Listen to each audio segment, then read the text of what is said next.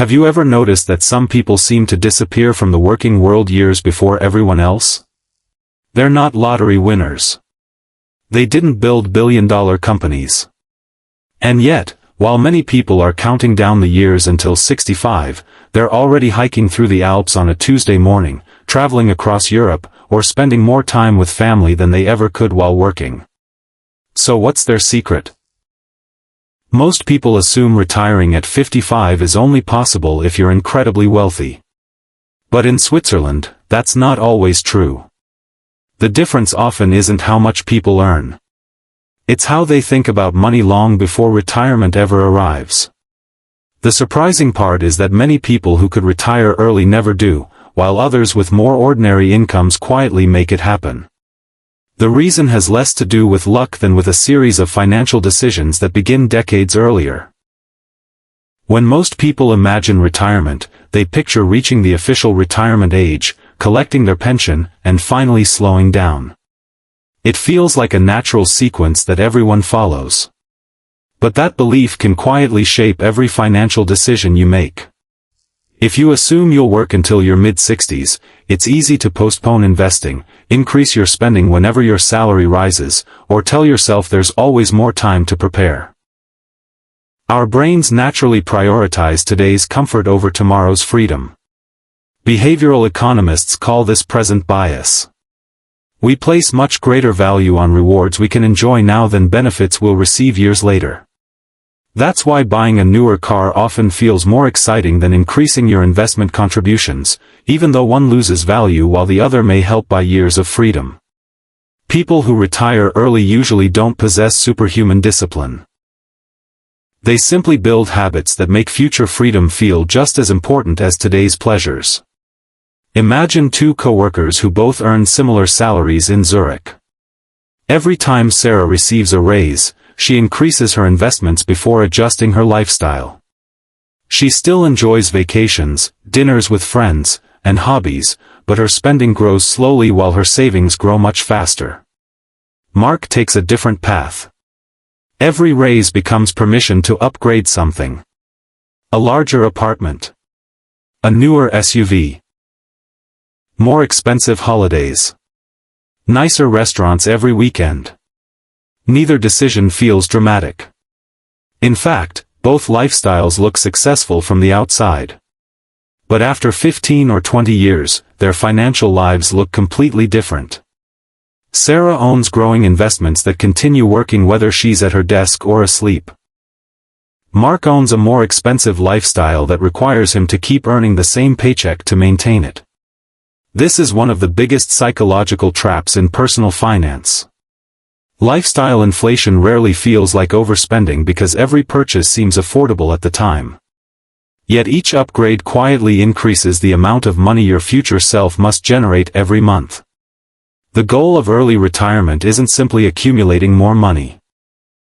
It's reducing how much money your lifestyle actually requires. This leads to another misunderstanding.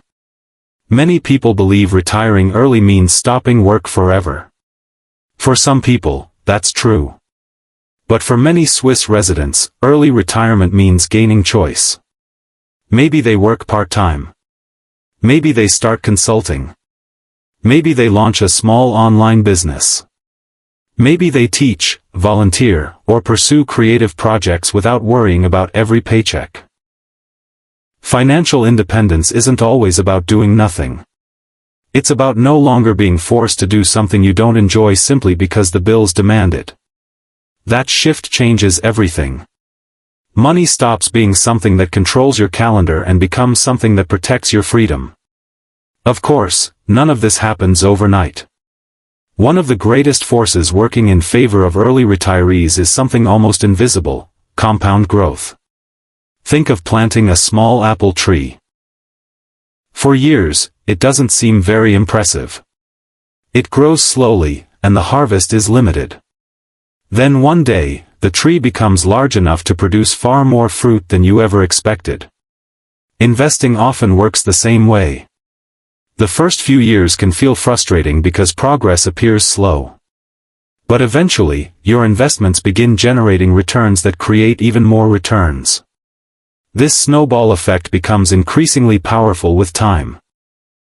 Ironically, many people quit investing too early because they don't see immediate results.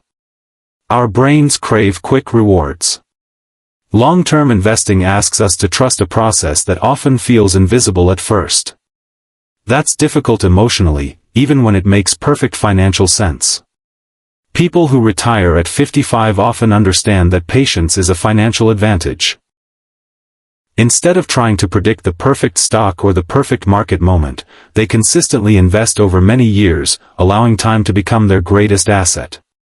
Switzerland also offers financial tools that reward long-term planning. Retirement accounts, disciplined investing, and thoughtful tax planning can all improve long-term outcomes when used wisely.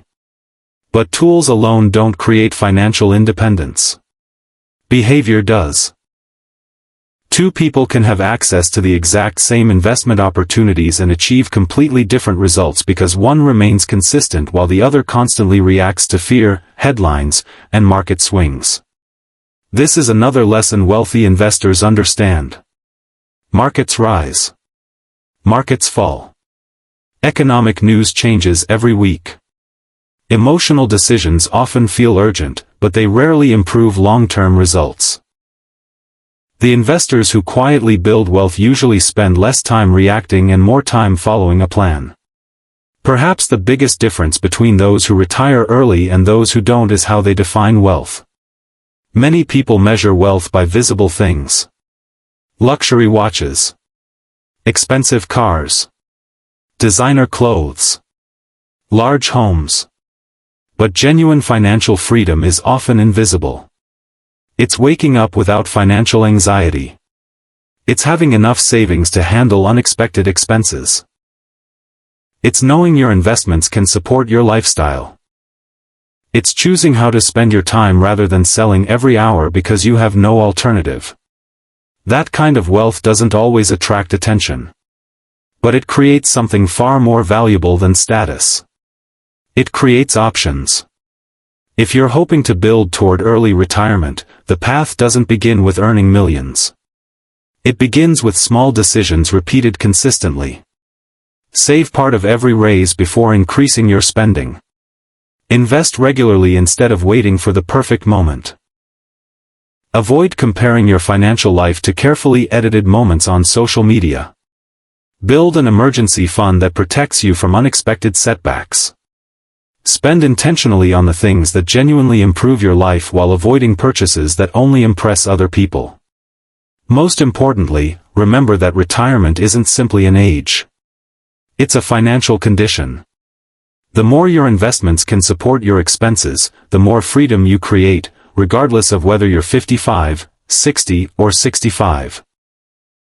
The people quietly retiring early in Switzerland aren't following a magical formula that everyone else has missed.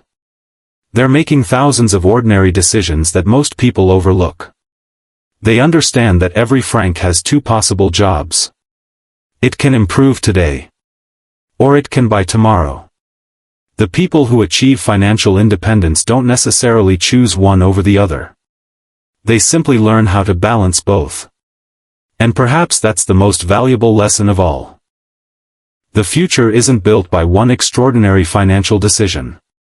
It's built by hundreds of ordinary choices that quietly become extraordinary over time.